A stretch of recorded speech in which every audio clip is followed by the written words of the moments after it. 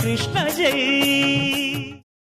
కలిపురుషుడు ప్రవేశించలేనటువంటి భూభాగం, చతుర్ముఖ బ్రహ్మగారి యొక్క శాసనం. ఇక్కడొక్క చోటికి కలిపురుషుడు రాడు, సంసారము ప్రవర్తించదు.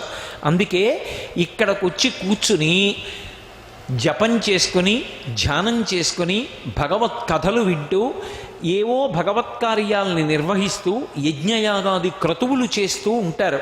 సత్రయాగము అని చేస్తారు. సత్రయాగము అంటే 12 సంవత్సరాలు చేస్తారు. నైమిషారణ్యం వచ్చి సత్రయాగం చేసుకుంటూ ఉంటారు వేదం చదువుకున్న వాళ్ళు. సత్రయాగంలో యజమానులిక బయట వాళ్ళు ఉండరు. యజ్ఞానికి యజమాని కేవలముగా కూర్చోడానికి అధికారం ఉన్నవాడే కాదు, ఆర్థికంగా పరిపుష్టి అందించి పేరు చెప్పబడతాడు, యజమానిగా ఉంటాడు. అటువంటి యజమాని బయట ఉండి హవిస్సు ఇచ్చేవాళ్ళు కొంతమంది ఉంటారు. కానీ ఆశ్చర్యకరమైనటువంటి విషయం ఏమిటంటే, ఏ యజ్ఞమునందు కేవలముగా ఋత్విక్కులు మాత్రమే యజమానులుగా ఉంటారో దాన్ని సత్రయాగమని పిలుస్తారు. ఋత్విక్కులంటే నలుగురు ఉంటారు యజ్ఞం చేసేటప్పుడు. ఋత్విక్కుల్ని వరిస్తారు. చూడండి, ఋత్విక్వరుణ అని అడిగారే, ఋత్విక్వరుణ అంటే మాకు ఆ వేదం రాదు, మేము వేదమంత్రాలు చదువుకోలేదు, మా పనుపున మీరు ఈ కార్యాన్ని నిర్వహించండి అని అడిగి వారికి ఒక జపమాల, వారు కూర్చుని కార్యం చెయ్యాలి. అందుకని వారికి ఒక దర్భాసనం, దీక్షకి ప్రధానం కాబట్టి దీక్షావస్త్రం, దీక్షకి కంకణం ధారణ చెయ్యాలి కాబట్టి ఒక దీక్షా కంకణం, వీటన్నిటినీ కూడా బహూకరిస్తారు. బహూకరించేటప్పుడు నాస్రగ్వి పూలమాల వేసి వరించాలి అని.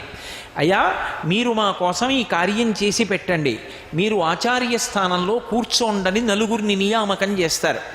వాళ్ళని బ్రహ్మ, అధ్వర్యువు, హోత, ఉద్గాత అంటారు. ఈ నలుగురిని యజమాని వరిస్తాడు. వరుణి ఇచ్చారు అంటారు, అంటే మా పనుపున మీరు చెయ్యండి అని అడుగుతారు.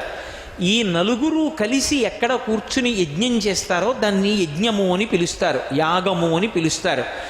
దీనికి ఆర్థిక పరిపుష్టి, దీనికి యజమానులు బయట ఎవరైనా ఉండొచ్చు, వాళ్ళకి మంత్రం రాదు, వాళ్ళు మంత్రంతో చేయరు, మంత్రభాగం అంతా వాళ్ళు చెప్తారు. మంత్రంతో చెప్తే కదా, స్వరంతో పిలిస్తే కదా దేవతలు వచ్చేది. ఋత్విక్కులు ఈ నలుగురు కలిసి వేదమంత్రాలతో పిలుస్తారు. అన్నం పెట్టడం యజమాని పెడతాడు, యజమాని బయట వేరే ఉంటాడు, వీళ్ళ నలుగురు మంత్రభాగం చెప్తారు. కానీ సత్రయాగంలో అలా ఉండదు.